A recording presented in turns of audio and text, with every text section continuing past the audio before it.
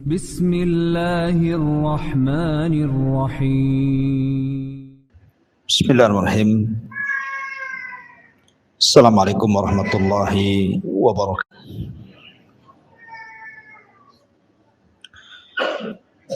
Alhamdulillah wassalatu wassalamu ala Rasulillah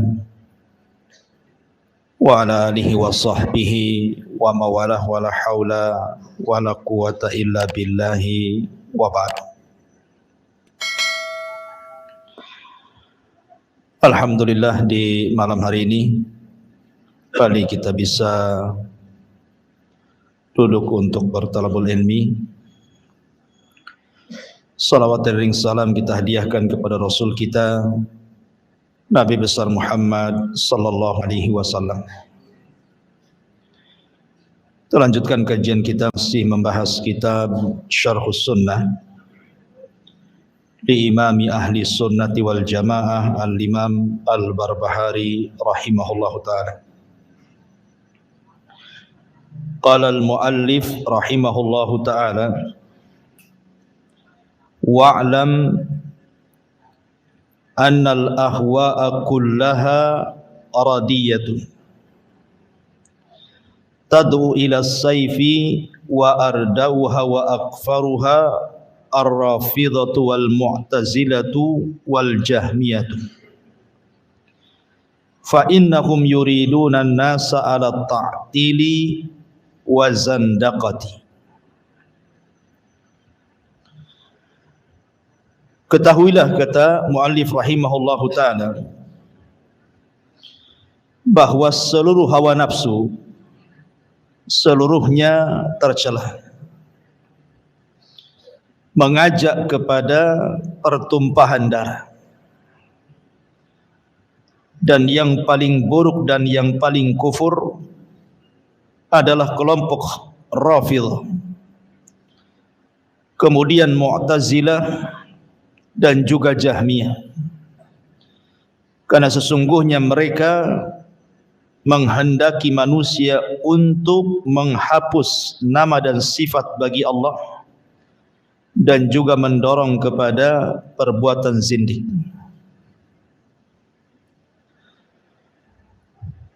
Taib, ma'asyiral muslimin yang dimuliakan Allah Subhanahu wa taala.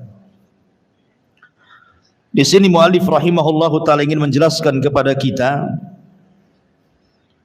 tentang bahaya mengikuti hawa nafsu.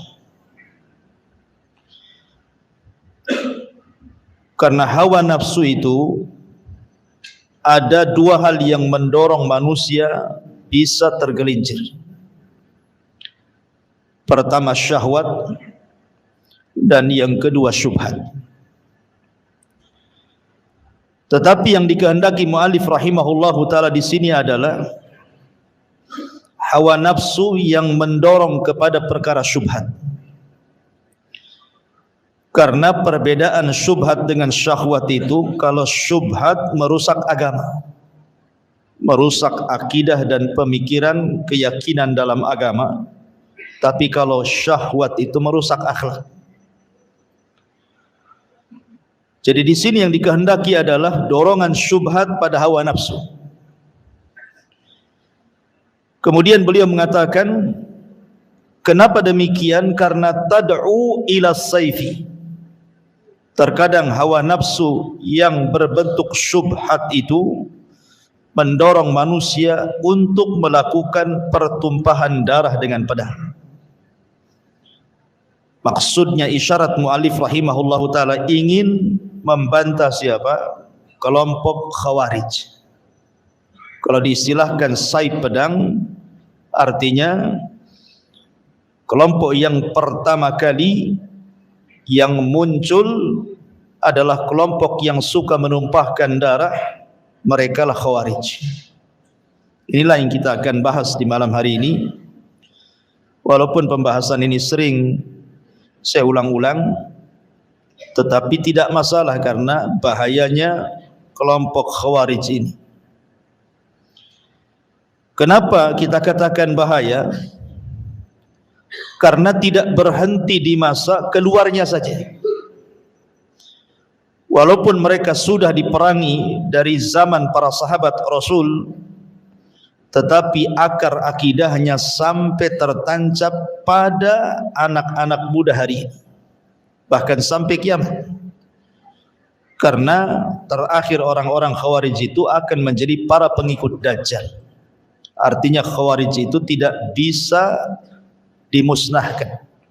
Setiap dimusnahkan ada lagi generasinya, setiap dimusnahkan ada lagi generasinya, dan yang terakhir menjadi para pengikut Dajjal.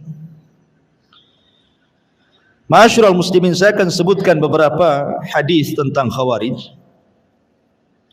kemudian sejarah-sejarah yang berkaitan dengan Khawarij, termasuk sifat-sifatnya. Karena kita tahu bahwa para ulama salaf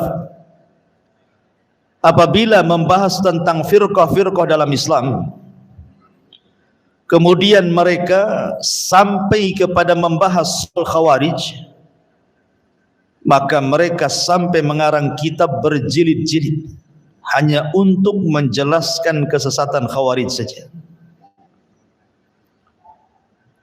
Dan berbeda ketika para ulama melewati firqah-firqah yang lainnya. Kenapa semangatnya para ulama apabila membantah Khawarij itu sampai mengarang berjilid-jilid kitab? Karena firqah ini adalah firqah satu-satunya yang muncul sejak zaman Nabi masih hidup. Jadi Nabi masih hidup, kelompok ini sudah ada. Berbeda dengan kelompok-kelompok sempalan Islam yang lainnya, itu muncul setelah Nabi meninggal. Tapi satu-satunya kelompok yang muncul di masa Rasulullah adalah kelompok Khawarij. Lebih daripada itu, tidak ada satupun kelompok sempalan yang sesat dalam Islam yang diriwayatkan begitu banyak kabarnya melebihi Khawarij. Hadis-hadis tentang Khawarij itu mencapai hampir 20 lebih hadis, dan semuanya sahih, menceritakan tentang sifat-sifatnya. Berbeda dengan firqah-firqah yang lain, tidak disyaratkan, kecuali mungkin Qadariyah lah. Rasul pernah mengatakan bahwa Qadariyah itu majusinya umat ini. Tetapi hadis-hadis seputar Khawarij ini banyak sekali, menunjukkan bahwa banyaknya hadis yang menceritakan tentang bahaya Khawarij dari lisan Rasul karena bahayanya kelompok ini. Ma'asyiral muslimin yang dimuliakan Allah Subhanahu wa taala. Hadis yang pertama, hadis dari Abi Sa'id Al-Khudri radhiyallahu anhu. Beliau menceritakan, ba'atha Ali bin Abi Talib ila Rasulillah sallallahu alaihi wasallam minal Yamani bidhuhaibati fi adimin maqrudin lam tuhassal min turabiha. Suatu ketika Ali radhiyallahu an pernah mengirim batangan-batangan emas kepada Nabi sallallahu alaihi wasallam dengan wadah dari kulit yang disepuh dengan daun, dan emas itu belum dibersihkan dari tanah tambangnya. Kemudian dikatakan, faqasamaha baina arba'ati nafar. Maka beliau sallallahu alaihi wasallam membagi ke 4 orang saja. Yang pertama kepada Uyainah ibn Hisni, yang kedua kepada Aqra ibn Habis, yang ketiga kepada Zaid al-Khail, dan yang keempat kepada Al-Qamah ibnu Ulathah. Tiba-tiba kemudian seorang bangkit dan bicara di hadapan Rasul dan mengatakan, kunna nahnu ahaqqu bihadza min haula. Rasul, harusnya kami yang berhak mendapatkan emas itu dibandingkan mereka-mereka ini. Kemudian Nabi SAW membantah mereka dengan mengatakan, ala ta'manuni wa ana aminun man fis sama, ya'tini khabarus sama sabahan wa masa'an. Maka Nabi SAW mengatakan, apakah kalian akan mencelaku? Padahal aku adalah manusia kepercayaan zat yang berada di atas sana. Padahal wahyu dari langit datang kepadaku siang dan malam.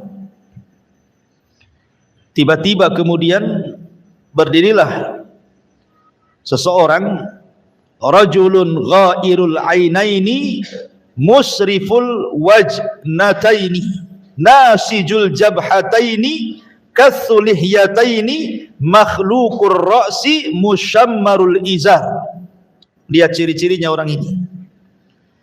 Tiba-tiba kemudian berdiri seorang laki-laki yang matanya cekung, pipinya menonjol, dahinya ke depan, janggutnya lebat, kepalanya gundul, dan sarungnya tersampir, artinya terikat. Kemudian dia mengatakan, ya Rasulullah, ittaqillah, Rasul bertakwalah kau kepada Allah. Orang ini menasihati Rasul gara-gara Rasul membagikan harta-harta itu kepada 4 orang ini dan mengatakan, Rasul bertakwa kau kepada Allah. Lihat bagaimana sifat orang yang mencela Nabi ini. Ini bukan sifat orang biasa. Artinya ini sifat ahli ibadah. Matanya cekung karena tidak pernah tidur di tengah malam, suka menangis, ya. Kemudian juga dahinya berbekas karena setiap hari sujud dia, janggutnya lebat. Artinya ini sifat-sifat ahli ibadah ini, bukan orang biasa yang menegur Nabi ini. Dia mengatakan, ittaqillah, bertakwalah kau kepada Allah. Kemudian dikatakan, wailaka awalastu ahaqqu ahlil ardi an yattaqillah. Kata Nabi SAW, celaka engkau, bukankah aku penduduk bumi yang paling bertakwa kepada Allah Subhanahu wa ta'ala. Dalam riwayat bahwa yang menegur Nabi SAW itu adalah seorang laki-laki yang namanya Dzul Khuwaisirah. Siapa namanya? Dzul Khuwaisirah. Dzul Khuwaisirah ini ada 2 ya. Ada Dzul Khuwaisirah al-Yamani, orang Yaman. Itu orang Badui yang pernah kencing di masjid. Jadi zaman itu ada orang Badui namanya Dzul Khuwaisirah masuk ke masjid, kencing pula dia di masjid. Kemudian sahabat marah. Tapi Rasul mengatakan, da'u, biarkan dia kencing dulu. Kemudian sahabat pergi, Rasul mendekati Dzul Khuwaisirah ini, Al-Yamani ini. Kemudian menasihati bahwa masjid ini bukan tempat kencing, tapi tempat solat, tempat zikir dan baca Quran. Saking lembutnya Rasul menasihati Dzul Khuwaisirah ini, Dzul Khuwaisirah ini tertarik dengan Rasul dan mendoakan, Allahumma arhamni wa Muhammadan wa la tarham minhum ahada. Semoga Allah merahmati aku dan Muhammad saja, dan Allah tidak merahmati mereka-mereka, maksudnya para sahabat yang melotot kepada aku, katanya. Ini Dzul Khuwaisirah yang kencing di masjid, namanya Dzul Khuwaisirah al-Yamani. Tapi yang dimaksud Dzul Khuwaisirah ini yang kurang ngajar kepada Rasul ini, dia adalah namanya Khurqus ibnu Zuhair ibnu Sa'din at-Tamimi. Saya ulangi, Khurqus ibn Zuhair ibn Sa'ad at-Tamimi. Inilah yang kemudian mendatangi Nabi SAW, tiba-tiba mengatakan, i'dil ya Muhammad, adil kau wahai Muhammad, jangan begitu pembagiannya. Kan kami yang memenangkan perang dalam Hunain, kenapa mereka yang dapat, gitu maksud. Maka Nabi SAW marah dan mengatakan, illam a'dil faman ya'dil. Kalau aku tidak adil, lalu siapa manusia yang lebih adil dariku, kata Nabi SAW. Artinya bahwa orang ini Pertama, mencela agama Nabi. Yang kedua, mencela kealiman Nabi, seolah-olah Nabi jahil. Yang ketiga, orang ini talabud dunia, menghendaki dunia. Nanti tiga ciri ini akan menjadi ciri Khawarij.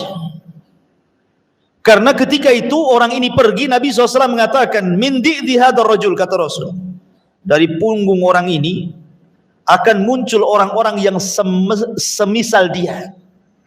Akan muncul orang yang semisal dia, qaumun yatsluna kitab Allah, sebuah kaum yang mereka membaca Al-Quran ratban la yujawizu hanajirahum, tetapi bacaan Qur'annya tidak sampai di tenggorokan mereka. Yamrukuna minad din, mereka melesat dari agama. Kama yamrukus sahmu minar ramiyah, seperti anak panah melesat dari busurnya. La in adraktuhum la aqtulannahum qatla Samud, kalau aku mendapati mereka, aku perangi mereka seperti Allah mengadab kaum Samud. Lihat di sini menunjukkan bahwa cikal bakalnya orang-orang Khawarij itu sudah ada di zaman Nabi. Dari siapa? Dari Khurqus ibn Zuhair ibn Sa'ad at-Tamimi, atau dikenal dengan Dzul Khuwaisirah. Inilah pengasas pertama firqah Khawarij di zaman Nabi. Ma'asyiral muslimin yang dimuliakan Allah Subhanahu wa taala, sedikit saya jelaskan. Orang-orang musyrik Arab, orang-orang musyrik Quraisy di zaman periode Mekah, kita tahu bahwa permusuhan mereka kepada Nabi SAW luar biasa. Mereka membuat makar hampir setiap hari kepada Rasul dan para sahabat. Dan itu dijelaskan dalam Al-Quran, wa idh yamkuru bika alladhina kafaru liyuthbituka aw yaqtuluka aw yukhrijuk. Ketika orang-orang kafir membuat makar kepadamu, wahai Muhammad, untuk menangkap dan memenjarakan kamu, untuk mengusirmu, untuk membunuhmu. Jadi setiap hari mereka mengintai Rasul dan para sahabat untuk menyakiti mereka. Sampai kemudian puncaknya terbunuhnya keluarga Ammar ibn Yasir di tangan Abu Jahal, disiksanya Bilal, disiksanya Khabbab, sampai akhirnya mereka terpaksa harus hijrah ke Habasyah. Dan banyak para sahabat yang disiksa habis-habisan, bahkan meregang nyawa. Bahkan Nabi pun tidak lepas daripada makar mereka. Ketika kemudian Nabi SAW hijrah ke kota Madinah, kemudian Islam kuat, akhirnya kemudian Rasul mampu membawa pasukan besar dari Madinah ke Mekah. Terjadilah sebuah kemenangan besar yang kemudian Allah gambarkan dalam Al-Quran, idza jaa nasrullahi wal fath, apabila datang kemenangan dan pembebasan kota Mekah. Mekah dikuasai Nabi. Kemudian ketika orang-orang yang pernah memusuhi Rasul itu sudah tidak bisa apa-apa, tidak berdaya, mereka berada dalam haram, kemudian dikepung, Nabi SAW sempat melihat wajah-wajah orang-orang yang dulu pernah menyakitinya, memeranginya, menyakiti para sahabatnya. Nampak wajah-wajah itu. Tapi subhanallah, Nabi adalah Nabi Rahmah, Nabi yang penuh dengan kasih sayang. Tiba-tiba Nabi SAW mengatakan, idhabu fa antumut tulaqa, pergi kalian, kalian sudah kumaafkan. Lihat, Nabi SAW padahal melihat wajah-wajah orang-orang yang pernah menyakitinya, tapi Rasul mengatakan, idhabu wa antumut tulaqa, pergi kalian, kalian sudah kumaafkan. Tapi lihat bagaimana Rasul ketika bicara soal Khawarij. Rasul memaafkan orang-orang musyrik kan? Bahkan Rasul mengatakan, pergi kalian, kalian sudah kumaafkan.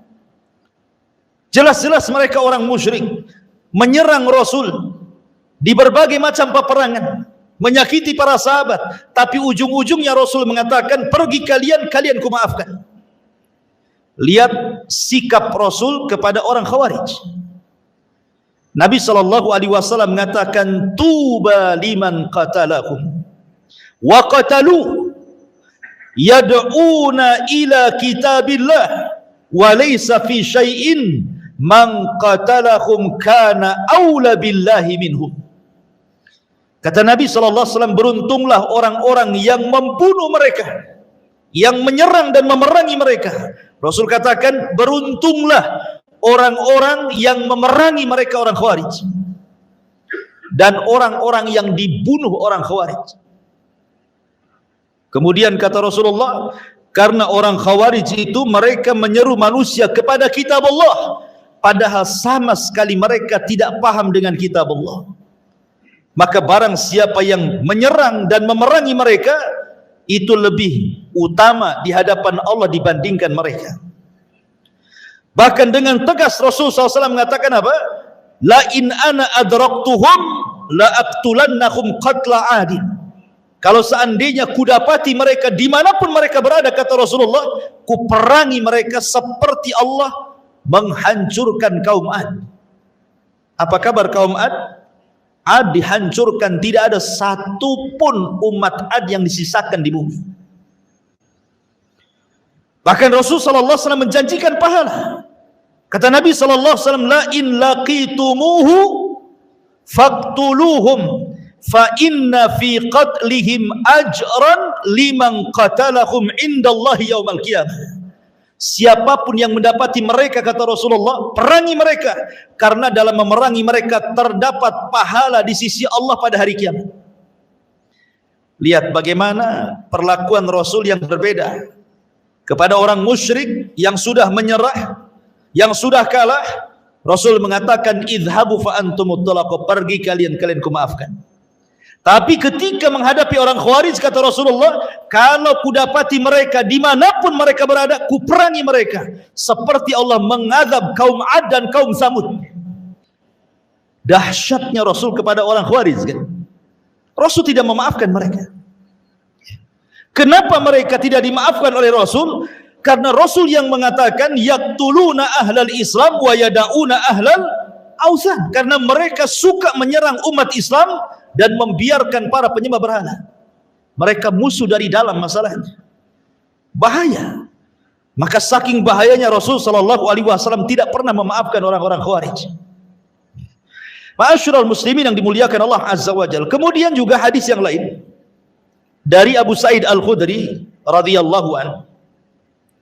Ketika beliau ditanya soal Haruriyah. Haruriyah itu diambil dari kata Harura.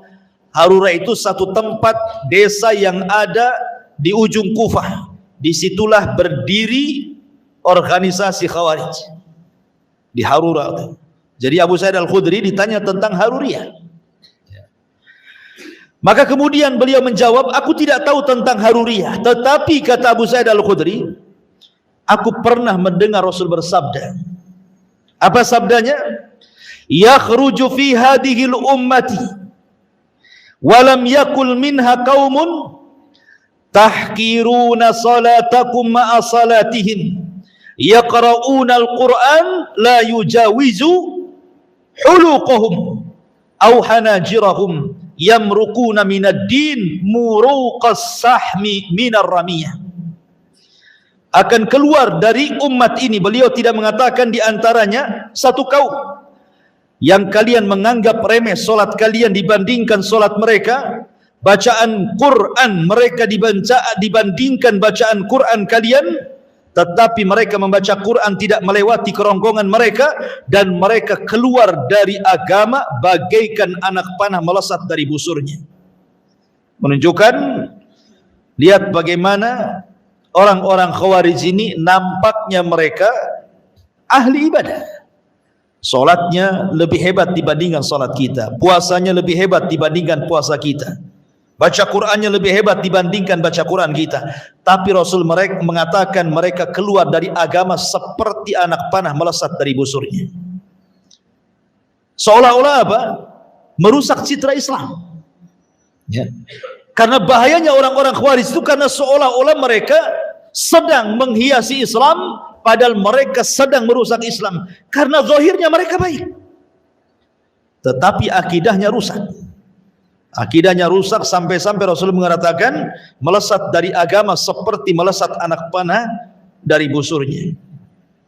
Ma'asyiral muslimin yang dimuliakan Allah Azza wa Jalla, bahkan saking bahayanya Nabi SAW sampai bersabda dari hadis yang dikeluarkan Imam Tirmidzi dari Abu Umamah Al-Bahili radhiyallahu an, kata Rasul sallallahu alaihi wasallam ketika mensifati orang-orang Khawarij, kilabun nar syarru qatla tahta adimis sama khairu qatla man qataluhu.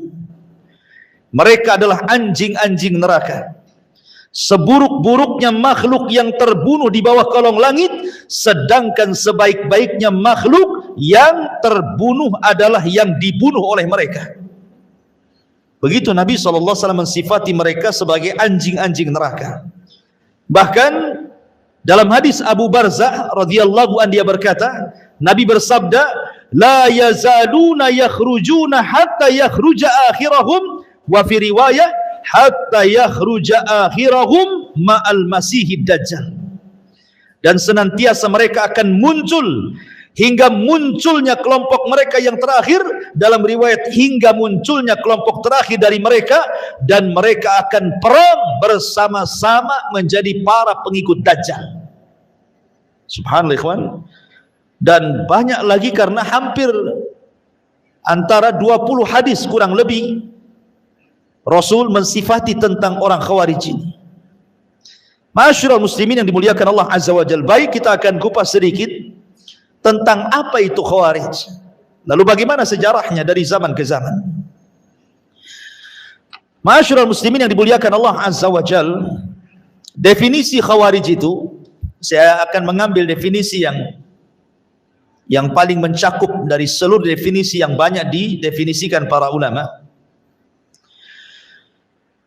Khawarij adalah kullu man kharaja ala jama'atil muslimina.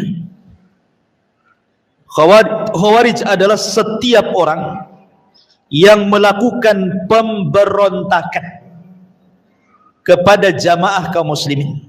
Maksudnya jamaah kaum muslimin di sini artinya kepada pemerintah yang sah. Orang yang melakukan pemberontakan, hendak menumbangkan pemerintah, kemudian wa kafarahum, dan juga mengkafirkan mereka, summa bana ala takfirihim istihlal dimaihim, kemudian dibangun di atas manhaj takfir mereka, mengkafir-kafirkan di luar kelompoknya sampai kepada menghalalkan darah kaum muslimin. Dari definisi ini berarti ada 3 poin ciri Khawarij yang sangat melekat kepada mereka. Hati-hati kalau ada orang yang punya 1 ataupun 3-tiganya dari pemahaman ini, orang ini terpapar Khawarij. Pertama, niat memberontak, menjatuhkan penguasa. Yang kedua, alasan memberontak kepada penguasa karena manhaj mereka manhaj takfir, karena mengkafirkan penguasa. Penguasa dianggap togut, ya. Penguasa dianggap togut, kafir mereka.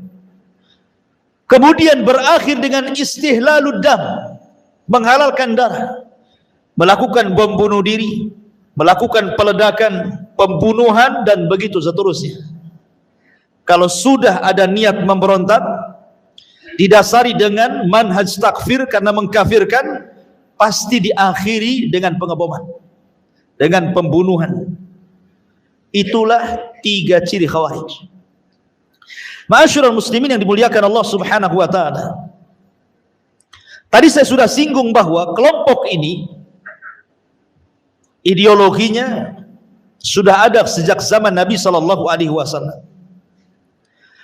Ketika Dzulkhuwaisirah kemudian tidak terima dengan pembagian ghanimah, harta rampasan perang Hunain, dan mengatakan, adil engkau wahai Muhammad, dalam riwayat bertakwalah engkau wahai Muhammad, maka Rasulullah SAW mengatakan, illam adil faman ya'dil, kalau aku tidak adil, siapa lagi yang lebih adil dari aku? Maka dari sini ada 3 ciri yang melekat juga daripada Khawarij itu. Pertama, mencela agama orang. Karena orang ini mencela agama Nabi. Orang-orang Khawarij itu suka mencela agama di luar kelompoknya, seolah-olah mereka lah yang ahli jannah, yang lain ahli nar. Seolah-olah mereka itulah yang masuk surga, yang lain itu masuk neraka. Karena mereka suka mencela agama orang. Ini dari perkataan Dzul Khuwaisirah kepada Rasul. Kemudian yang kedua, mencela ulama. Mencela ulama, orang yang paling alim Rasul, orang yang paling paham itu Nabi, dicela Nabi. Maka mereka akan suka mencela para ulama, karena di tengah-tengah orang-orang Khawarij tidak ada ulama. Tidak ada ulama. Makanya ketika Abdullah ibn Mas'ud radhiyallahu an diberitahu oleh Abu Musa al-Ash'ari radhiyallahu an bahwa di Masjid Quba itu ada orang yang berhalaqah zikir yang tidak pernah diajarkan di zaman Nabi. Di mana mereka bawa batu, kemudian bertasbih sekian kali, 100 kali, kemudian dioper batunya ke sebelahnya. Nanti dia ngitung dengan batu itu tasbih sekian kali, kemudian dioper ke sebelahnya sampai berkeliling. Ini tidak pernah diajarkan di zaman Nabi. Makanya Abdullah ibn Mas'ud mengatakan, daripada kalian hitung zikir kalian dengan batu-batu yang tidak pernah diajarkan Nabi itu, hitunglah dengan batu itu kesalahan kalian. Kujamin kebaikan kalian tidak akan hilang. Apakah kalian lebih berpetunjuk ataukah sedang membuka pintu kesesatan, kata Abdullah bin Mas'ud. Kata perawi hadis yang menceritakan tentang kisah Abdullah ibn Mas'ud dengan Abu Musa al-Ash'ari ini, sungguh aku lihat orang-orang yang berhalaqah yang tidak pernah diajarkan di zaman Rasul, tidak ada satupun sahabat yang duduk di situ. Dan sungguh aku melihat ketika terjadi perang Nahrawan antara orang-orang Khawarij melawan kubu Ali radhiyallahu an, rupanya yang halaqah zikir itu bergabung di tentara Khawarij. Ya, kata Imam Al-Barbahari rahimahullahu taala, lihat, terkadang bid'ah itu awalnya kecil kemudian menjadi besar. Awalnya hanya zikir, jadi perang, menumpahkan darah. Ya. Menunjukkan ketika rawi riwayat ini mengatakan, aku tidak melihat ada satupun sahabat yang ada pada mereka, karena memang mereka tidak ada ulama, dan mereka justru mencela ulama. Mereka mencela ulama. Kemudian yang ketiga, dari kisah Dzul Khuwaisirah ini, Dzul Khuwaisirah ini cemburu gara-gara Nabi SAW membagi-bagikan harta ghanimah Hunain lebih banyak diberikan kepada muhajirin dibandingkan ansar. Kemudian dia mengatakan, "Idil ya Muhammad, adil engkau ya Muhammad," menunjukkan tujuan Dzul Khuwaisirah itu adalah talabud dunya, hanya mencari dunia. Dan ciri-ciri Khawarij itu mencari dunia. Kok bisa? Mereka rela mati loh Ustaz. Bom berada di badan dia, dia ledakkan. Mana mungkin dia mencari dunia? Kalau ada orang ngomong gitu ya, gimana bantahannya? Kita katakan, ada seorang alim di zaman tabi'in, bahkan boleh dikata sayyidut tabi'in, pemimpinnya para tabi'in, namanya Hasan al-Basri rahimahullahu ta'ala. Hasan al-Basri rahimahullahu ta'ala ditanya soal Khawarij. Ketika Hasan al-Basri mengatakan orang-orang Khawarij itu kharaju li ajli dunya, mereka keluar karena dunia. Orang ini ngomong kepada Hasan al-Basri, ya imam, bagaimana kau bisa mengatakan mereka kharaju li ajli dunya, keluar karena dunia? Aku loh melihat sendiri dengan mataku, katanya. Ada seorang Khawarij keluar dari rumahnya, meninggalkan rumahnya, meninggalkan istrinya, meninggalkan anak-anaknya, kemudian bertempur sampai pedangnya patah dan sampai mati dalam peperangan. Apakah kau katakan mereka mencari dunia?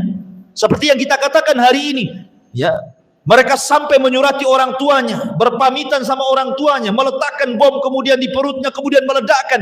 Apa mereka mencari dunia? Bukankah mereka itu simbolnya bahwa ingin cepat mati supaya cepat masuk surga, supaya dapat langsung dikawinkan dengan bidadari, katanya.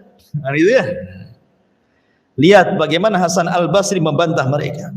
Saya katakan, kata Hasan al-Basri kepada kalian, amana'akum al-imamu salata, amana'akum al-imamu al-hajja. Amana'akum al-imamu as-siyama, amana'akum al-imamu al-ibadat. Saya tanya kepada kalian, kalian memberontak kepada pemerintah, tidak suka dengan pemerintah, tidak suka dengan jamaah kaum muslimin. Saya tanya kalian, apakah pemerintah melarang kalian sholat? Jawab, tidak. Apakah pemerintah melarang haji? Tidak. Apakah pemerintah melarang kalian puasa? Tidak juga. Apakah pemerintah melarang ibadah-ibadah yang lainnya merupakan syiar-syiar Islam seperti azan, id dan yang lainnya? Tidak. Kemudian Hasan Al-Basri, artinya sorga di hadapan kalian. Lalu buat apa kalian kemudian mengacau pemerintah? Kalau pemerintah tidak melarang sholat, tidak melarang zakat, tidak melarang puasa, tidak melarang ibadah, bukankah kita hidup untuk ini? Lalu untuk apa kalian memberontak melakukan pemboboman di sana sini? Kalau bukan tujuan dunia, apa maknanya? Kalau tujuan akhirat, akhirat di depan kita. Kita sholat bisa, puasa bisa, id bisa, baca Quran bisa. Apa yang mencegah kalian untuk melakukan pengeboman? Bukankah inilah yang diperintahkan Allah?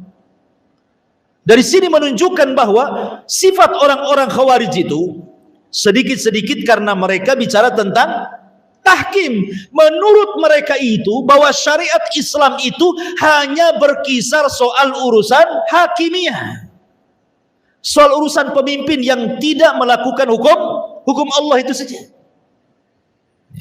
Mereka menganggap bahwa kalau pemimpin itu tidak menerapkan hukum potong tangan, hukum rajam, hukum cambuk, berarti pemimpin itu tauhid. Orang Khawarij itu kemana-mana kalau bahas tuh ngalor ngidul, ujung-ujungnya ke situ.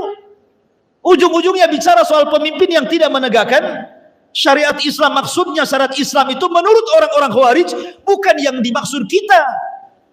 Syariat Islam menurut mereka itu maksudnya hanya bicara soal hukum hudud. Ya, soal hukum potong tangan, soal rajam, soal cambuk, itu saja yang 3 lembar dalam kitab fikih itu.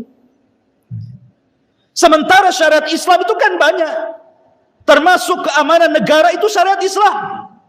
Ketika kalian mengacaukan sebuah negara, kalian tidak sedang menjalankan syariat Islam. Salat syariat Islam, puasa syariat Islam, menjaga darah kaum muslimin syariat Islam. Kalian justru membunuh darah kaum muslimin. Syariat Islam itu mencakup semuanya, bukan hanya sebatas hukum hudud. Ya. Ma'asyiral muslimin yang dimuliakan Allah Subhanahu wa taala, maka dari sini kita tahu bahwa sebenarnya mereka itu sedang mencari dunia, bukan mencari akhirat. Ini penegasan daripada siapa? Hasan Al-Basri.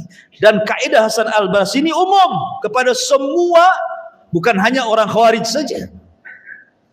Terkadang umpamanya dalam sebuah yayasan yang bergerak dalam dakwah, ada orang-orang yang kemudian direkrut sama yayasan dakwah, suruh jadi pengurus, jadi ini. Lama-lama dia pula memberontak, mengusir orang lamanya, dia pula yang menguasai di situ.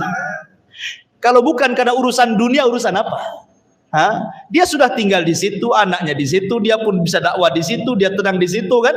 Tiba-tiba diambil alih. Kalau bukan urusan dunia, urusan apa? Kecuali kalau umpamanya ini udah nggak beres nih, sesat nih ketua yayasan nih, ini jadi Khawarij ini, lain ceritanya. Ma'asyiral muslimin, ini kaidah semuanya masuk. Ke masalah masjid, ke masalah yayasan, ke masalah semua masuk.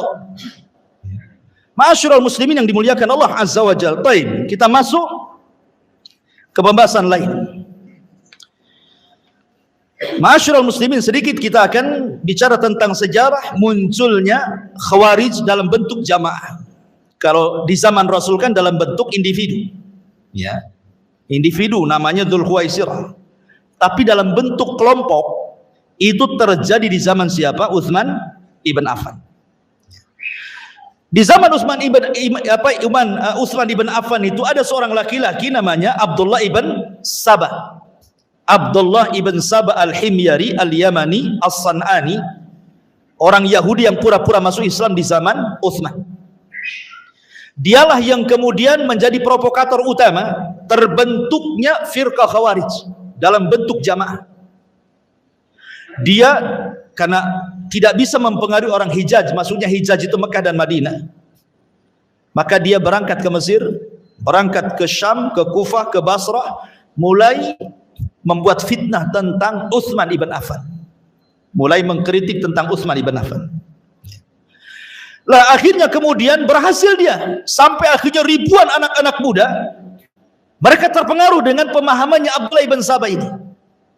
Akhirnya kemudian mereka bergerak tepat di bulan Dzulhijjah.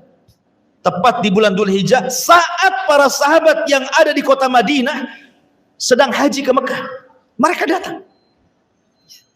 Utsman ibn Affan radhiyallahu an ketika mendengar ada pergerakan anak-anak muda yang hendak mendemo dirinya, maka kemudian Utsman mengutus dua sahabat, Muhammad ibn Maslamah dan Jabir ibn Abdullah radhiyallahu an. Coba tanyakan maunya apa orang-orang itu. Maka berangkatlah Muhammad ibn Maslamah dan Jabir ibn Abdullah menghadang mereka. Rupanya kemudian ditemuilah pimpinan mereka. Subhanallah, pimpinan orang-orang Khawarij ini, orang-orang yang hendak memberontak kepada Utsman ibn Affan ini, di lehernya menggantungkan mushaf. Jadi mushafnya itu digantungkan di lehernya. Kemudian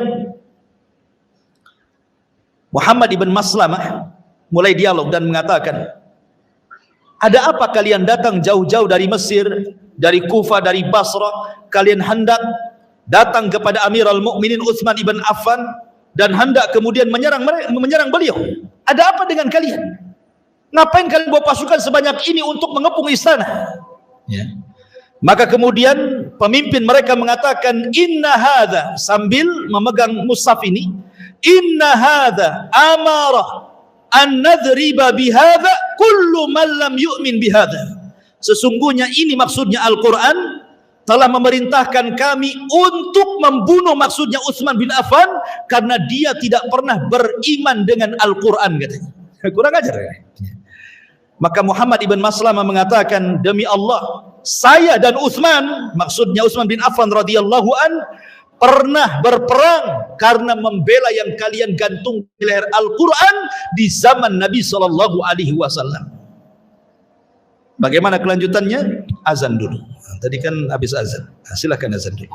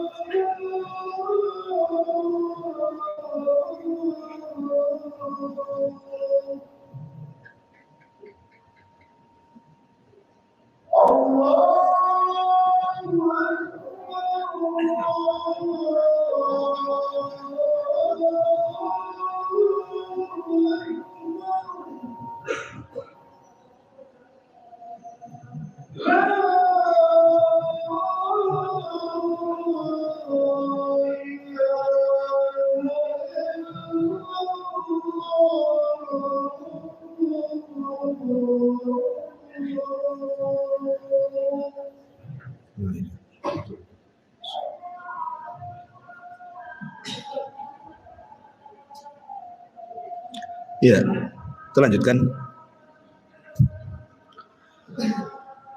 Jadi setelah kemudian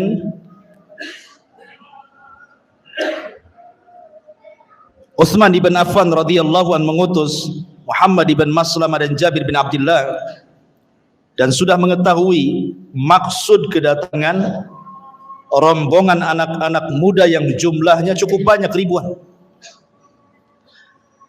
Akhirnya kemudian Utsman mendengar bahwa ada riak-riak isu yang dihembuskan oleh anak-anak muda orang-orang Khawarij ini, bahwa Ali radhiyallahu an siap dibaiat untuk dirinya dalam rangka membatalkan baiat kepada Utsman untuk berbaiat kepada Ali. Jadi tujuan mereka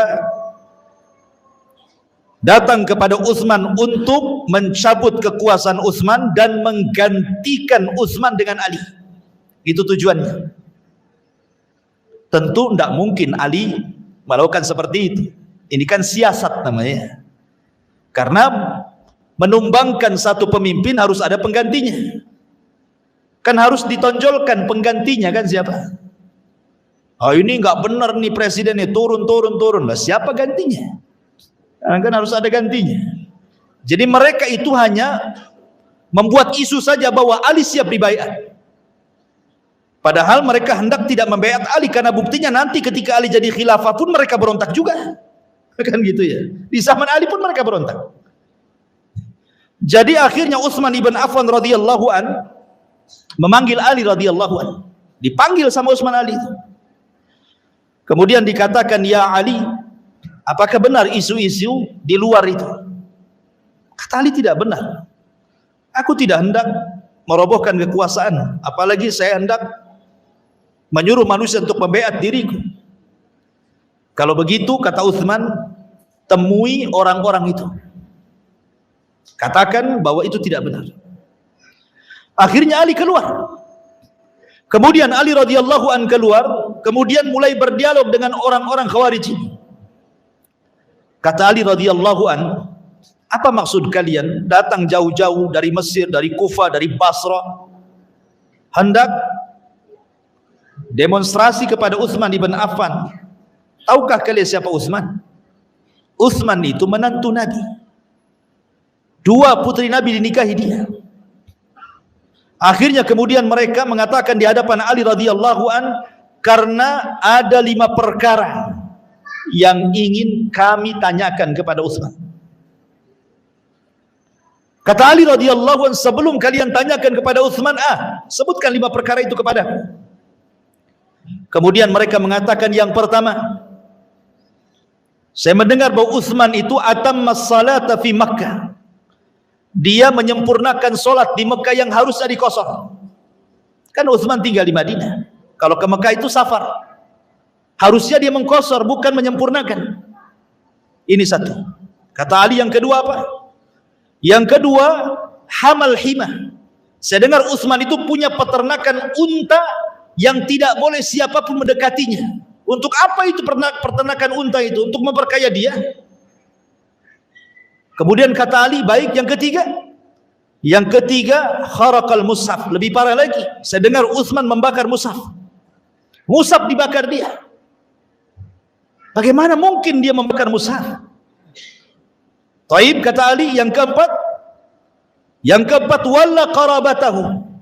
Dia menjadikan para pemimpin-pemimpin di daerah itu keluarga dia saja. Apa bahasanya? Nepotisme. Kemudian kata Ali, yang kelima apa? Kemudian mereka mengatakan yang kelima, Utsman ini melantik para pemimpin-pemimpin di daerah min sighari sahaba wa taraka kibarahum. Hanya melantik orang-orang sahabat-sahabat senior, sahabat-sahabat junior, dan meninggalkan sahabat-sahabat senior. Kan yang senior banyak, sahabat-sahabat kibar. Kenapa dia melantik yang muda-muda? Baik, kata Ali radhiyallahu anhu. Kemudian Ali radhiyallahu anhu mulai membantah satu persatu. Kata Ali radhiyallahu anhu, tahukah kalian kenapa Utsman tidak mengqasar salat di Mekah ketika haji? Fa inna Utsman qad ta'ahal ay tazawwaj. Dia kan punya istri di Mekah. Ya. Seperti antum nih, satu istri di Batam, satu istri di Padang. Kalau antum pulang ke Padang, antum mukim di sana. Karena tinggal di sana istrinya kan, kecuali kalau dua-duanya tinggal di sini kan itu. Ya, kalau di dua tempat berarti dua-duanya mukim. Lah Utsman itu menikah di situ. Kemudian yang kedua, adapun Utsman punya peternakan unta, itu bukan peternakan unta dia. Itu peternakan untanya kaum muslimin. Utsman hanya menggemukkan saja, itu milik Baitul Mal. Tidak benar yang kalian ceritakan. Adapun yang ketiga, Utsman membakar mushaf, kan di zaman Utsman itu sudah saya jelaskan. Ketika Hudzaifah ibn Yaman datang kepada Utsman dan mengatakan, ya Utsman, terjadi perselisihan para sahabat soal qiraah. Kata Utsman, kalau gitu kumpulkan semua qiraah itu. Akhirnya dikumpulkan catatan-catatan qiraah, maka Utsman membakar qiraah yang syadzah yang diperselisihkan dan menetapkan qiraah yang akhir dibaca Nabi. Jadilah mushaf Utsmani. Jadi kata Ali, Utsman itu membakar qiraah yang syadz, yang diperselisihkan. Bukan membakar mushaf. Kemudian adapun Utsman, dia meletakkan kemudian para pemimpin daerah dari kerabat-kerabatnya. Saya tanya kepada kalian, ada enggak pemimpin yang diletakkan Utsman dari kerabatnya dan dia orang zalim? Salahkah Utsman memilih pemimpin dari kerabatnya sementara mereka orang adil? Kan pemimpin yang penting adilnya, bukan masalah kekerabatan.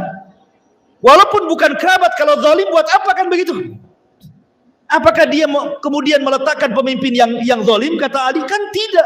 Semua pemimpin yang diletakkan Utsman adalah orang-orang adil. Adapun Utsman kemudian dia mengatakan dia hanya memberikan pemimpin-pemimpin yang sigar, pemimpin-pemimpin yang sigar, yang junior, dan membiarkan, meninggalkan pemimpin-pemimpin yang kibar tidak diletakkan di pemimpin-pemimpin daerah. Maka kemudian kata Ali radhiyallahu anhu, Rasulullah pernah menjadikan Usamah ibn Zaid untuk menjadi pemimpin perang. Usianya 20 tahun. Di belakangnya Abu Bakar, Umar, Utsman dan yang lainnya. Kemudian juga Rasul pernah memerintahkan Attab ibn Usaid. Umurnya juga 20 tahun. Sementara di belakangnya para sahabat Nabi SAW. Jadi apa yang salah dengan Utsman?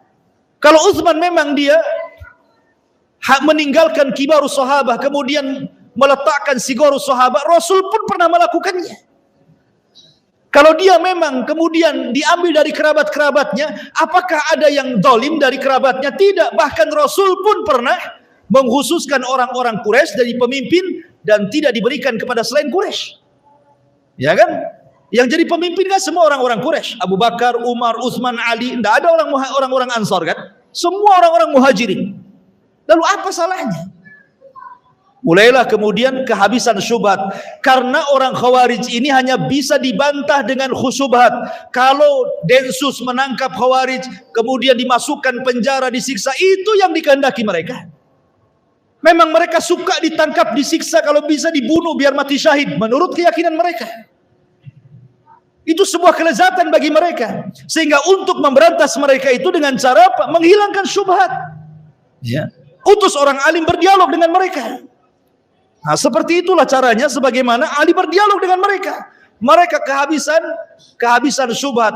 Akhirnya salah seorang di antara mereka mendatangkan syubhat lagi yang baru dan mengatakan, "Ya Ali, Utsman pernah mencopot Hakam ibn Abil As," katanya.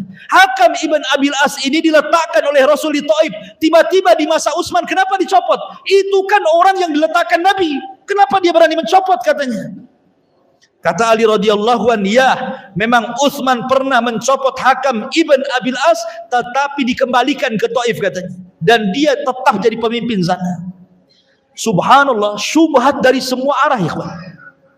Ya, pertama mencela agama. Utsman mencela salat, kan mencela agama namanya. Ya. Kemudian mencela kerajaan. Bahwa Utsman ini nggak becus mengurus kerajaan, mengurus negara ini nggak becus, ya. Masa kerabatnya ini mulai dianggap nggak becus tuh. Ya. Kemudian juga masalah apa? Masalah mushaf lagi. Jadi Utsman itu diserang dari semua segi gitulah. Dan memang begitu biasanya orang-orang yang menjatuhkan pemerintah itu, dia harus punya syubhat yang banyak. Nah, kalau nggak punya syubhat yang banyak nanti ditanya, ngapain kau demo mau meruntuhkan penguasa? Ada apa dengan penguasa, kan gitu? Bingung dia. Oh, karena saya dibayar pakai nasi bungkus. Lain ceritanya. Masa alasannya dibayar nasi bungkus? Kan harus jelas, kan gitu ya alasannya, ya. Lihat orang-orang Khawarij ini alasannya macam-macam. Ma'asyiral muslimin yang dimuliakan Allah Azza wa Jalla. Akhirnya kemudian apa yang terjadi? Kemudian mereka pun dihadapkan kepada Utsman. Setelah mereka habis syubhatnya di hadapan Ali, akhirnya mereka dihadapkan kepada Utsman. Ali mengajak mereka, kalau begitu ayo kalian saya pertemukan dengan Utsman. Datang anak-anak muda ini, akhirnya berjumpa dengan Utsman bin Affan. Naik Utsman bin Affan ke atas mimbar. Utsman sudah tua, usianya 84 tahun, bayangkan. Sudah tua. Naik dia ke atas mimbar. Kemudian kata Utsman ibn Affan radhiyallahu an, ingin menjelaskan kepada orang-orang Khawarij itu siapa dia dan kedudukannya di hadapan Nabi. Kata Utsman ibn Affan radhiyallahu, dia mengatakan, "Afikum Ali?" Ada Ali di sini? Kemudian Ali mengatakan, "Ya, saya di sini." "Afikum Talha?" Maksudnya Talha ibn Ubaidillah. Apakah di antara kalian ada Talha? Tiba-tiba mengatakan, "Saya Talha." Kemudian kata Utsman, "Afikum Sa'd bin Abi Waqqas?" Ada Sa'd bin Waqqas di sini. Oh, kata Sa'd, saya di sini. "Afikum Zubair?" Apakah ada Zubair? Kata Zubair, saya di sini. Ketika sudah lengkap, ini orang-orang yang mubasyiruna bil jannah, ya. Orang-orang yang mendapatkan kabar gembira masuk surga yang disebut oleh Utsman ini. Kemudian Utsman mengatakan, "Saya bersaksi kepada kalian. Saya bersaksi kepada Allah kepada kalian." Ya. Tanyakan kepada orang-orang ini, maksudnya kepada Ali, kepada Talha, kepada Sa'ad bin Abi Waqqas, kepada Zubair. Tanyakan kepada orang-orang ini. Mereka tahu semuanya. Nabi SAW sewaktu hidup pernah mengatakan, "Man ishtara bi'ra rumah falahul jannah." Siapa yang membeli sumur rumah, ketika itu para sahabat tidak ada air kecuali harus beli kepada orang Yahudi. Kemudian Rasul mengatakan setiap hari dimahalkan sama orang Yahudi itu air daripada sumur rumah itu. Akhirnya Rasul mengatakan, beli saja sumur itu. Kemudian Rasul mengatakan, siapa yang mau beli sumur rumah diberikan kepada kaum muslimin, falahul jannah, ku jamin dia masuk surga. Kata Utsman, kalian tahu siapa yang membelinya? Bukan Ali, bukan Talha, bukan Zubair, bukan siapa-siapa.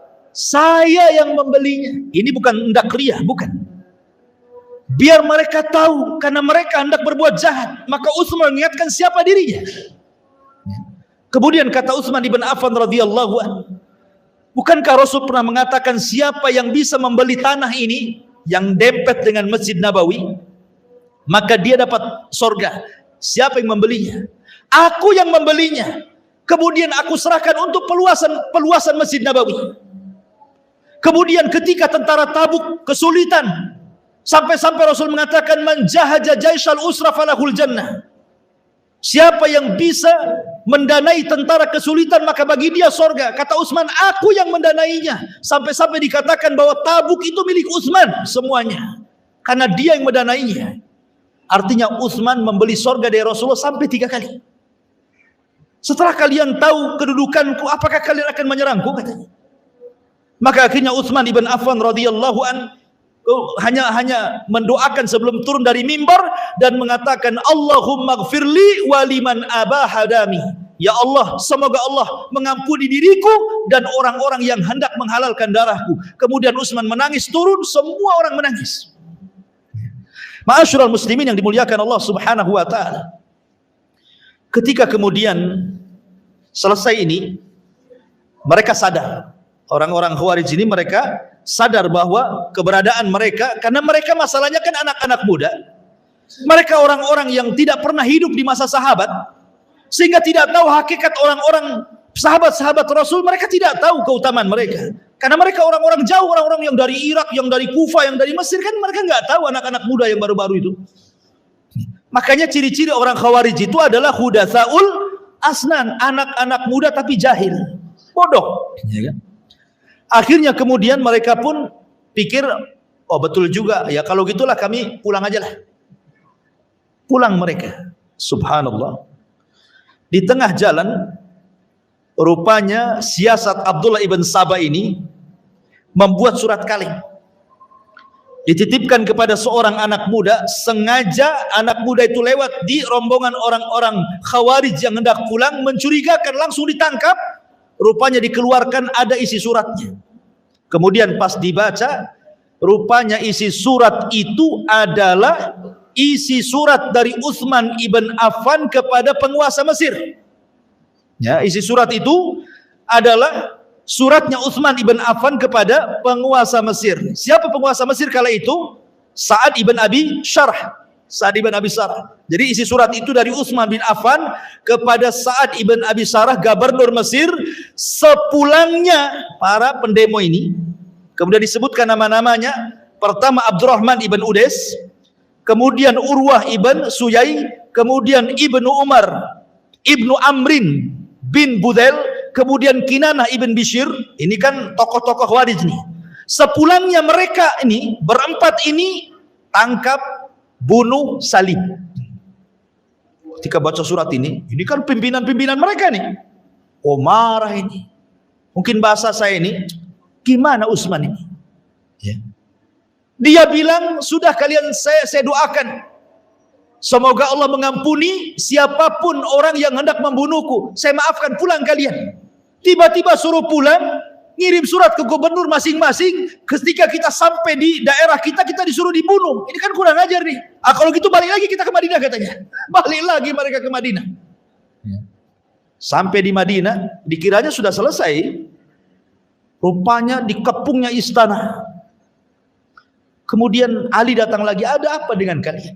Bukankah sudah selesai semuanya? Kemudian mereka mengatakan tidak. Utsman sudah menulis surat kepada Sa'ad ibn Abi Syarh untuk membunuh pemimpin-pemimpin kami. Utsman datang mengatakan, wallahi demi Allah aku tidak pernah menulis surat itu. Aku tidak pernah menulis surat itu. Kemudian mereka mengatakan kepada Ali, lihat Ali, orang tua ini sudah berdusta kepada kita. Subhanallah, menuduh Utsman berdusta. Ya. Kemudian salah seorang mereka berteriak lagi, kami juga punya surat yang lain katanya. Bukan surat kepada Sa'ad ibn Abi Syarh, tapi surat yang ditujukan kepada Muawiyah yang ada di Syam, yang isinya dari Utsman bin Affan kepada Muawiyah, datanglah wahai Muawiyah dengan tentara yang banyak, bunuh orang-orang Khawarij yang hendak melepaskan kekuasaanku. Ini suratnya di tangan kami katanya. Coba banyak surat-surat bodong tuh. Hati-hati ini kan ada pelajaran juga. Ini kan surat-surat hoax bahasa kitanya. Tapi begitulah orang-orang Khawarij, mereka akan membuat hoax soal pemerintah. Mereka akan membuat hoax tuh supaya masyarakat itu marah sama pemerintah kan. Dibuat hoax, oh pemerintah nggak becus lah, inilah itu macam-macam. Akhirnya Kalau di Mesir ditumbangkan dengan Facebook, di Indonesia mungkin bisa dengan YouTube tuh. Buat hoax dengan YouTube, semua pegang YouTube, wah geram semuanya. Ini pemerintah mau semua ya kan. Begitu memang orang-orang Khawarij. Ma'asyiral muslimin yang dimuliakan Allah Azza wa Jalla. Akhirnya ketika Utsman bersumpah, mereka juga tidak yakin, tidak percaya dengan sumpah, karena memang tujuannya ingin menumbangkan Utsman, sudah sakit hati mereka. Akhirnya ketika itu banyak para sahabat datang ke rumah Utsman. Ada Abu Hurairah, ada Hasan, ada Husain, ada Zubair, ada Tolha. Banyaklah para sahabat datang ke rumah Utsman dengan membawa pedang-pedang mereka dan siap menghadapi mereka. Tapi Utsman mengatakan, bersumpah demi Allah, sebaiknya sarungkan pedang-pedang kalian. Ini urusan aku dengan mereka. Ini urusanku dengan mereka. Pulang kalian. Saya tidak hendak menumpahkan darah siapapun ahlu Madinah di kota Madinah. Pulang. Abu Hurairah radhiyallahu sampai menangis. Akhirnya dia lempar pedangnya, menangis keluar dari rumah. Karena dia tidak bisa apa-apa. Utsman tidak mau dibela. Ya. Ketika di dalam rumah itu tidak ada sahabat satupun kecuali Utsman dan istrinya, mulailah orang-orang ini menakuti orang-orang kota Madinah. Bayangkan, karena ketika itu tentara tidak ada, sedang haji semua. Yang kedua, kekuatan tentara kaum muslim itu semua ada di Syam, ada di Gubernur Muawiyah sana, kan pusat kekuatan kaum muslimin kan di Syam. Ya, Madinah itu hanya ibu kota saja. Dan ketika itu kan di musim haji, orang sedang haji, di Madinah kosong, nggak ada orang. Sementara ini orang-orang Khawarij ribuan datang dari daerah-daerah gitu ya, sampai mengancam penduduk Madinah, sampai ketakutan. Siapa yang keluar dari rumahnya tidak aman, siapa yang tetap di rumahnya dia aman. Sampai semua ahli Madinah mengunci semua di rumah-rumah mereka. Rumah Utsman dikepung oleh orang-orang Khawarij. Akhirnya dibakar pintunya, masuklah orang Khawarij ke rumah Utsman ibn Affan radhiyallahu anhu. Ma'asyiral muslimin muliakan Allah Azza wa Jalla, malam hari sebelum besoknya Utsman terbunuh, Utsman ibn Affan radhiyallahu an sempat bermimpi dalam mimpinya dia sedang berpuasa. Kemudian dia berjumpa dengan Rasul, Abu Bakar dan Umar dalam mimpinya. Kata Nabi SAW, ya Utsman, a'atosh, apakah engkau haus wahai Utsman? Kata Utsman, iya wahai Rasul. Atakhaf ya Utsman, apakah engkau takut wahai Utsman? Kata Utsman, iya wahai Rasulullah. Kalau begitu engkau besok berbuka denganku di sini. Kemudian Utsman terperanjat. Dia mimpi seperti itu, bahwa dia besok akan berbuka bersama Nabi. Maka dia pun terbangun, rupanya orang-orang Khawarij sudah berhasil masuk ke dalam rumah. Ketika orang-orang Khawarij sudah masuk ke dalam rumah itu, rupanya ma'asyiral muslimin yang dimuliakan Allah Azza wa Jalla, ada seseorang yang tiba-tiba langsung memukul Utsman ibn Affan radhiyallahu an dengan gagang besinya, Kinanah ibn Bishr. Ketika itu Utsman mengatakan, la haula wala quwata illa billah, wallahi inni tawakkaltu ala Allah. Utsman ibn Affan radhiyallahu mengatakan, kalian itu sebenarnya hendak apa kemari? Mau kalian itu apa? Maka orang-orang mengatakan, kami hanya kemari untuk engkau memilih dua pilihan katanya. Pilihan yang pertama, turun dari kekuasaanmu. Pilihan yang kedua, darahmu. Kalau tidak kami bunuh. Kata Utsman ibn Affan radhiyallahu anhu, itu yang kalian kehendaki? Tidak. Nabi SAW pernah mengatakan kepadaku, ya Utsman, la'allallaha yuqammisuka, semoga Allah suatu ketika memasangkan qamis, maksudnya pakaian kepadamu. Barang siapa yang datang hendak mencopotnya, jangan kau copot. Artinya kinayah daripada bahwa engkau akan menjadi penguasa. Kalau ada orang yang datang hendak merobohkan kamu, jangan kau mau, gitu maksudnya. Rasul pernah bersabda kepadaku, kalau ada orang yang hendak mencopot dari kekuasaanku, kata Rasul, jangan mau, aku tidak akan lepaskan kekuasaanku, kata Utsman. Kemudian mereka mengatakan, oh kalau gitu kami bunuh engkau, katanya. Oh kalian mau membunuhku? Nabi SAW pernah bersabda, la yahillu damu mri'in muslim illa bi'ihda salasin, as-sayyibu zani, wa nafsu bin nafsi, kemudian wattariku lidini al-mufariq lil jamaah. Kata Utsman, ingat Rasul bersabda, tidak halal kalian menumpahkan darah siapapun kecuali karena tiga perkara. Satu, karena seorang yang sudah menikah berzina. Dua, karena dia pernah membunuh jiwa. Tiga, karena dia murtad. Demi Allah, ma zanaitu fi jahiliyatin wal Islam. Aku tidak pernah berzina baik di zaman jahiliyah ataupun dalam Islam. Dan aku tidak pernah membunuh jiwa tanpa hak dibenarkan. Dan aku tidak pernah murtad sampai hari ini. Lalu apa hak kalian membunuhku? Jadi Utsman sempat berdialog tuh di tengah-tengah, hampir meregang nyawa.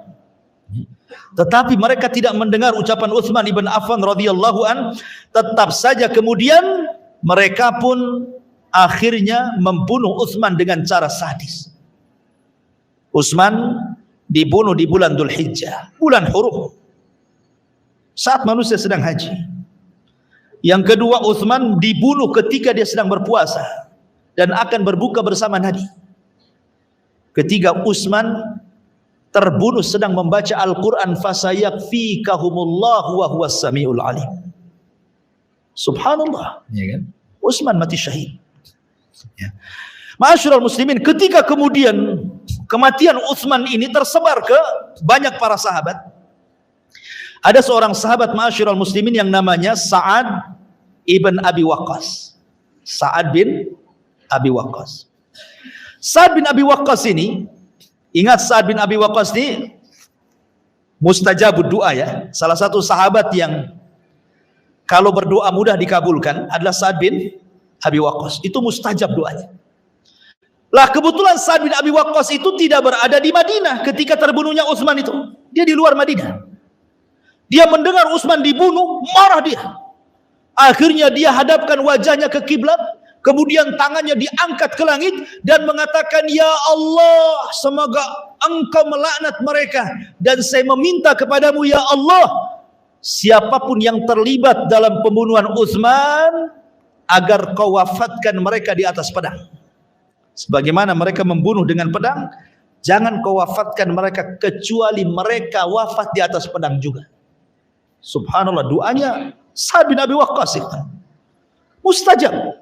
Tidak ada satupun Khawarij yang terlibat dalam pembunuhan Utsman kecuali matinya dibunuh. Sampai ada seorang Khawarij yang terlibat dalam pembunuhan Utsman ini, usianya sudah 40 tahun setelah kejadian itu, sampai hidup di masa Hajjaj ibn Yusuf. Hajjaj, maklum Hajjaj ini kan panglima sadis ya. Hajjaj ini sedang berkhutbah. Ya. Kemudian tiba-tiba ada orang tua, sudah tua renta. Tiba-tiba dia mengatakan, "Ya Hajjaj, ya, apakah engkau akan membunuhku? Tidakkah kau lihat aku ini orang yang sudah tua?" Kemudian Hajjaj mengatakan, "Siapa yang ngomong tadi?" Tiba-tiba orang tua itu mengatakan, "Saya." Rupanya dia adalah salah satu pemimpin Khawarij dalam pembunuhan Utsman itu. Maka Hajjaj mengatakan, "Engkau tadi yang mengatakan bahwa engkau sudah tua." Tidak, darah Utsman ada di punggungmu, katanya. Sini kamu. Diambilnya pedang, dipenggal lehernya. "Aku mulai dari engkau," katanya. Hajjaj, subhanallah ikhwatu fiddin. Karena Hajjaj ini kan diperintah oleh Abdul Malik untuk memerintah Syam, dan Syam itu kan orang Irak. Irak itu kan orang yang rakyatnya susah diatur. Makanya diutuslah oleh Abdul Malik ibn Marwan Hajjaj yang sangat bengis itu. Kadang-kadang memang kalau negara susah diatur ya harus pemimpinnya kayak Hajjaj. Diutus Hajjaj gitu. Kemudian Hajjaj ngancam-ngancam orang. Tiba-tiba yang diancam ini sudah tua. "Ya Hajjaj, saya sudah tua, masa kau ngancam orang tua?" Nggak bisa, darah Utsman di punggungmu, katanya. Akhirnya diambil pegang di penggal lehernya. "Abda'u bika, dari engkau kumulai," katanya. Subhanallah. Inilah mustajabnya dua siapa? Sa'ad bin Abi Waqqas. Sampai jam berapa ini? Coba bayangkan, anak nulis loh, masih banyak.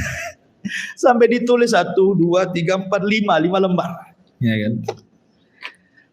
Jadi gimana Cak Lis? Sudah, kita bersambung aja lah ya. Sudah insya Allah ya. Insya Allah kita bersambung. Sebelum bersambung ada pertanyaan di sini. Satu pertanyaan saja ya. Bismillah, Ustaz mau bertanya, kalau ada sifat-sifat khusus yang kita temui di sekitar masyarakat kita, apa yang harus kita lakukan? Khawarij, sifat-sifat Khawarij yang kita temui di masyarakat, apa yang harus kita lakukan? ya kita nasihati. Ya. Kita nasihati. Kemudian bekerja sama dengan ya pimpinan masyarakat di situ, RT, RW dan yang lainnya kan itu ya. Gak perlu dengan kepolisian karena kan mereka bahaya. Mereka sangat bahaya.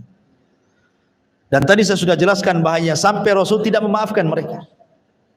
Ingat, tujuan mereka itu hanya darah. Tujuan mereka itu darah. Padahal Nabi SAW mengatakan seandainya kalau ada orang datang ke Ka'bah bawa cangkul, bawa gada, palu, kemudian Ka'bah itu dihancurkan satu keping sampai rata dengan tanah, itu lebih ringan dosanya dibandingkan menumpahkan darah satu orang muslim. Lihat orang-orang yang melakukan pengeboman itu, tujuan mereka orang-orang kafir. Kenyataannya apa? Orang Islam yang mati. Dan lebih parah lagi, tidak ada adab jihadnya. Dalam Islam saja adab jihad, tidak boleh membunuh anak-anak, tidak boleh membunuh orang tua, tidak boleh membunuh wanita, tidak boleh merusak ya. Yang dibunuh tentara saja. Ini enggak semua rata. Perempuan yang lewat mati, anak yang lewat mati, orang tua mati, semua mati di sini. Enggak ada adabnya. Itu kalaupun terjadi dalam sebuah pertempuran yang jelas-jelas bertempur, ya kan? Mereka tidak sedang bertempur. Ini negara Islam. Mereka mau mengacau negara Islam. Keamanan itu nikmat yang paling besar. Kalau memang ada di masyarakat yang seperti ini, waspadai. Kalau perlu dinasihati, laporkan kepada RT, RW, lurah, polisian, ya. Karena ini sangat bahaya. Wallahu a'lam. Ya, saya kira cukup kan. Sudah 7:30. Subhanallah bihamdika, asyhadu an la ilaha illa anta astaghfiruka wa atubu ilaik. Allahu ta'ala. Assalamualaikum warahmatullahi wabarakatuh.